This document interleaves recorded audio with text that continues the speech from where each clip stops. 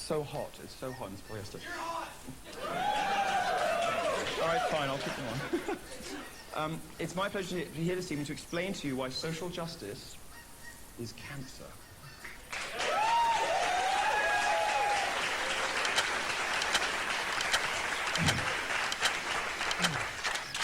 I've got a mirror. Okay. Social justice is a very intrusive disease, and I'm going to explain as briefly as I can before we get into Q&A and talking to you guys, in the context of law and order and immigration, why social justice is hurting precisely the people that it claims to help. It worms its way in, and before you know it, it starts choking the life out of its host. That's what cancer does. Now, like most American universities, social justice has been rotting your school from the inside. Just last year, the student government passed a resolution to ban the display of national flags, including the American flag, in student government offices. Straight out of... We should sing, shouldn't we? We should sing. They don't like patriotism here. We should sing. Oh, say, can you see by the dawn's early light what so proudly we held at the twilight's last gleaming, whose broad stripes and bright stars through the perilous fog, o'er the ramparts we watched, was so gallantly streaming, and the rocket's red glare, the bombs bursting in air, gave proof through the night that our flag was still there. Started a bit high. Oh, say does that star-spangled banner yet wave for the land of the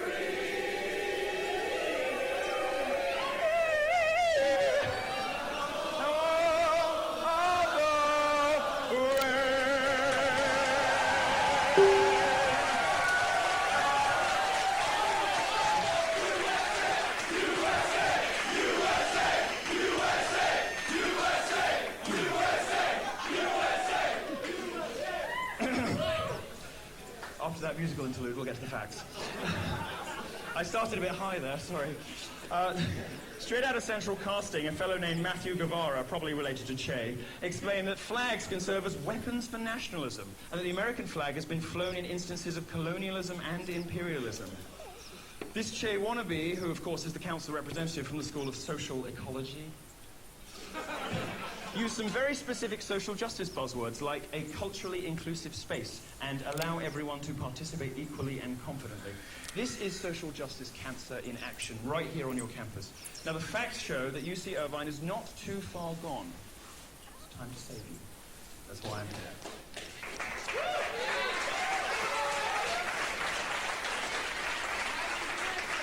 It's not too late because the resolution was vetoed.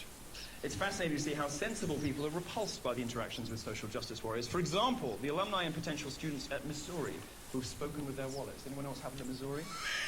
Admissions down 33%, I think. They had to close, they had to close 2 dorms. Now, if you listen to any more of my talks, you'll know what sorry, I'm so hot in this.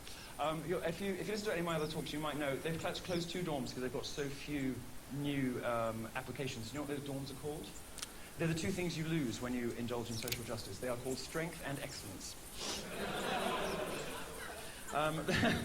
They've also alumni donations down, I think, probably at the latest count, about $40 million. Good. Considering the hundreds of thousands of newly minted Milo fans who witnessed the crazy reception I've had at many schools like DePaul. Did you see the letter today from the president at DePaul?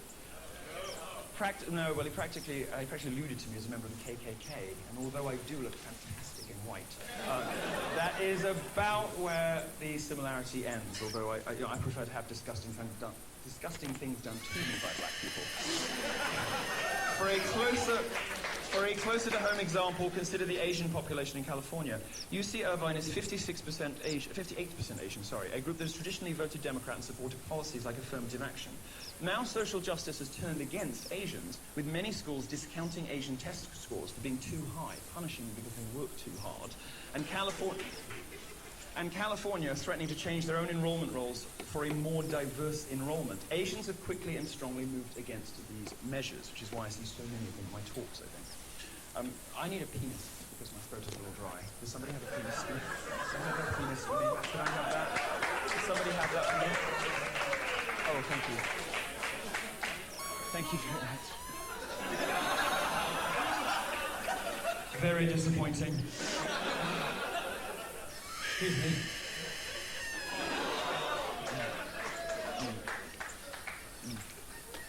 Tastes fine. Before we dive into a set of facts and statistics that may boggle your mind, it's my duty to read you your Milo-approved Miranda rights. You have the right to controversial opinions and speech.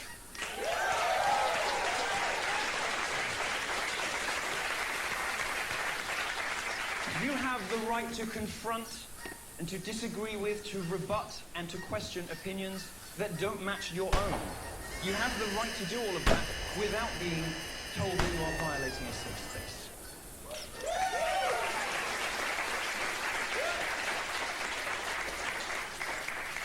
You have the right to reject the brainwashing forced upon you by professors that make Obama look like the aforesaid Che Guevara.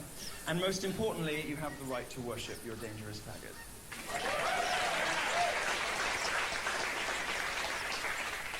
Now, I'm not a real policeman, but... No, I know. I have had some policemen in me. Sorry, I'll stop. It's cheap. It's cheap. It's cheap. You should stop laughing. It just encourages me. That's not even in here. I'm just... But I do recognize that blue lives matter. Blue lives matter.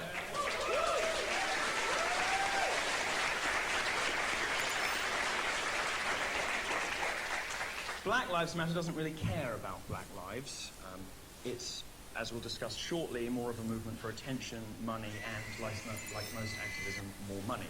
To achieve these goals, they focus their energies on cases of black men killed by the police. Well, the work of criminologist Dr. Richard Johnson of the University of Toledo explains just how futile this is. And some of this stuff is tough to listen to. It's not the kind of thing that you want to discuss over cocktails, but it's important to understand the problem if you're going to fix it, which Black Lives Matter definitely can't. Based on 2012 numbers, it would take 40 years worth of blacks killed by police to equal the total number of blacks murdered by other blacks in a single year. Less than 400 people a year are killed by cops. 61% of them are white men. 32% are black males. Black men are not killed out of proportion when you consider they're much more likely to interact with police. People are killed by police about as often as they're struck by lightning, but I don't see many protests about storms. Black males are 58% of those killed legally by private citizens in self-defense. And you think, aha, we've got you on something. Except 75% of them were killed by other blacks. FBI statistics on murder lay bare the real threat to black lives in America, and that is other blacks. Black men are about 6.5% of the US population, but they commit 52% of all murders. That has dipped to about 40% in recent years. Black men overwhelmingly murder other black people, and white people overwhelmingly murder other white people. So just like abuse and harassment on the internet, this isn't really a racial issue like that isn't really a gendered issue. Looking at overall violent crime, blacks are 27% more likely to attack whites than vice versa, and 8 times more likely to attack Hispanics. This is the shocking number that you take away from my visit. 90% of blacks that die of murder die at the hands of other black people, and that's from the FBI homicide report. 90%. We're not here to talk about why this happens, why 74% of black children are raised without fathers per Health and Human Services, and why the government seems intent on continuing a cycle of destruction within the black community. My message is simple. Black lives don't matter to Black Lives Matter. If they did, they'd be confronting these issues instead of ignoring them completely.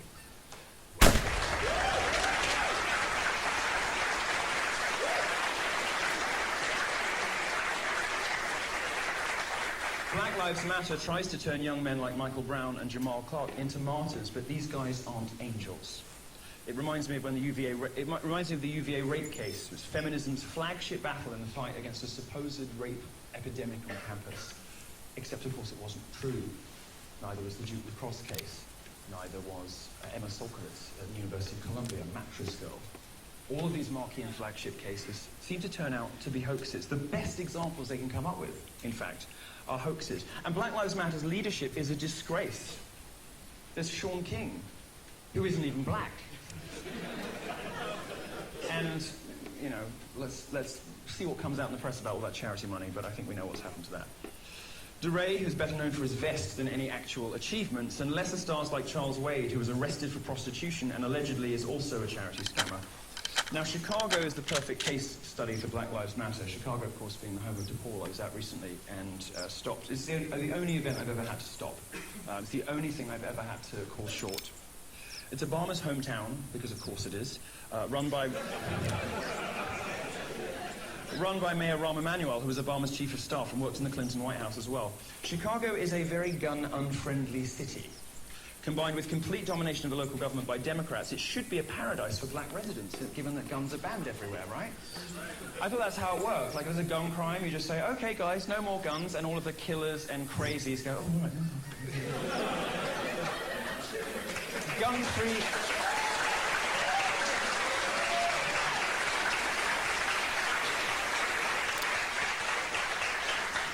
This, of course, lays bare the insanity of the liberal mind. You know, there's a shooting at a school, or there's a shooting at a shopping centre, or a military base, and their answer is less guns, not more, so that people can't protect themselves against crazy people. But of course, if you just simply put up a sign saying, no guns here, please, would obviously listen. After my speech at DePaul was shut down by Black Lives Matter, they were quoted in the press saying, I threaten their physical safety and could cause a massacre. They said my words could cause a massacre. Well, the massacre did come to Chicago, but it had nothing to do with me. Over Memorial Day weekend, there were 69 shootings in Chicago. The majority of them were black-on-black crime. This ended the deadliest month of May in 21 years. This wasn't a massacre prompted by a gay man's opinions. It was black men pointing guns at other black men, a subject on which Black Lives Matter has nothing to say. Murder was up 40% during the month, and Mayor Emanuel told the press club, we've had some success. I don't know how he defines failure, probably like other liberals. Shootings are up 50% year over year, the third year of increases in Chicago, and these are not legal guns being used. Cracking down on people's legal rights to own firearms, cracking down on the Second Amendment, which Obama clearly hates.